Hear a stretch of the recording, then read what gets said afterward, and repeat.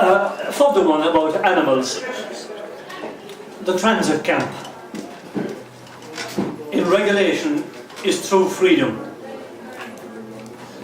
Young calves have no culture anymore.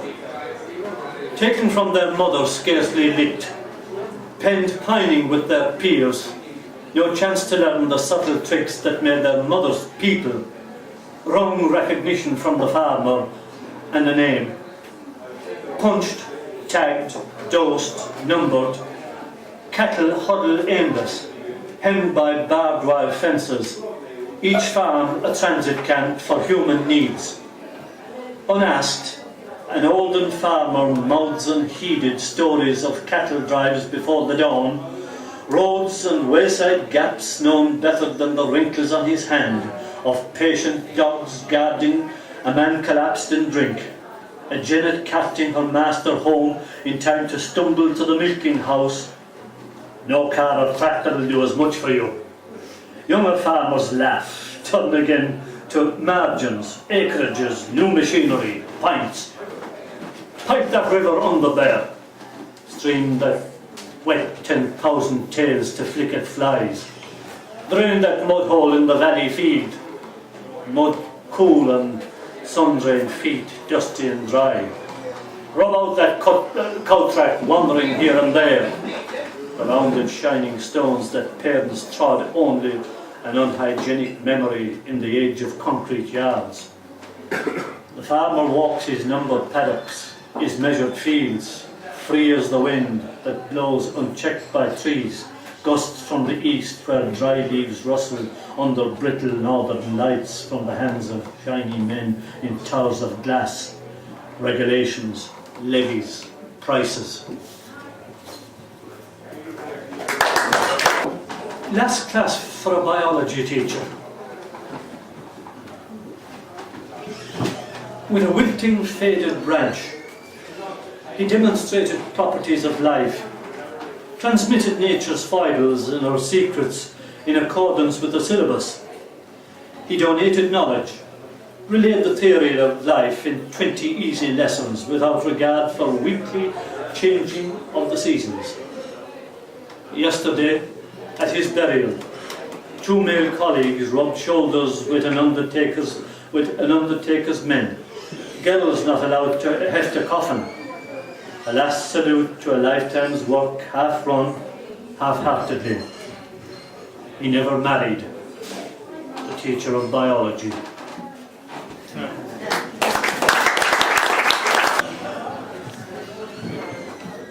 Have any of you ever heard of Francie Hines? Yes. You have? He was hanged. That's right. Indeed he was. He was hanged.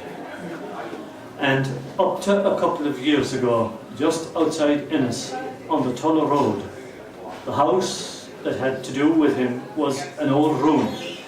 It has recently been done up again into a beautiful residence, quite as it must have looked at the time of the Francie Hines trial for murder.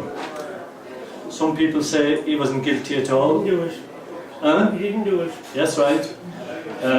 But what damned him was a policeman ran the distance that he was supposed to have been in.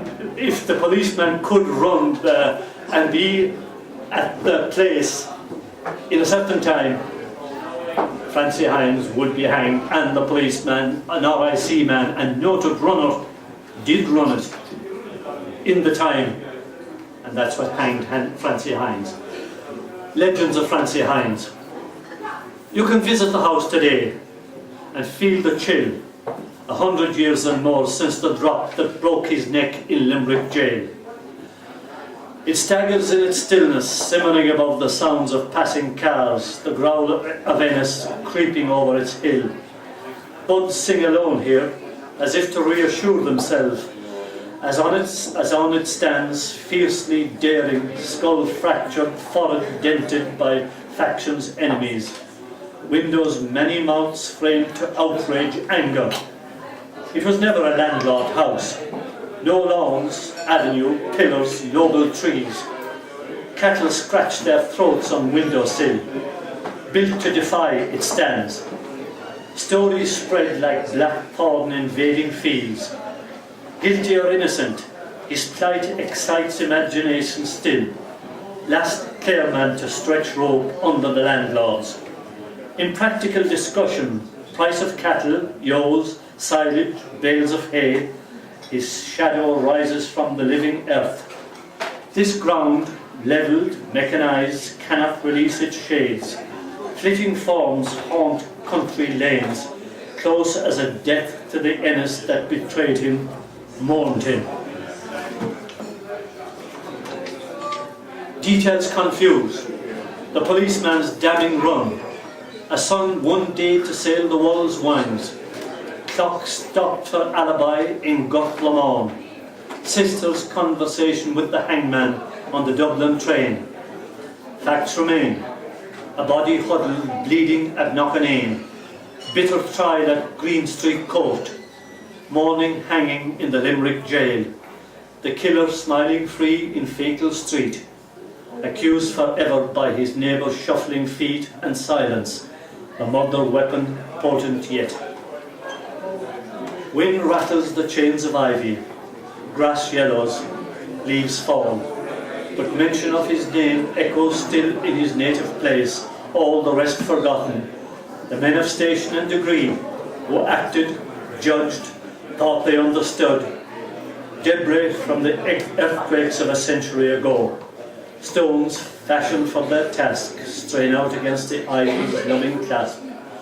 Words strains the boundaries of the dark, for Francie Hines still lives.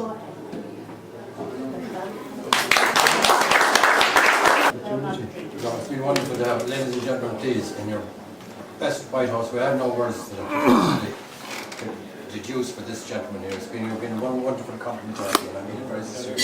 Compliment, yes.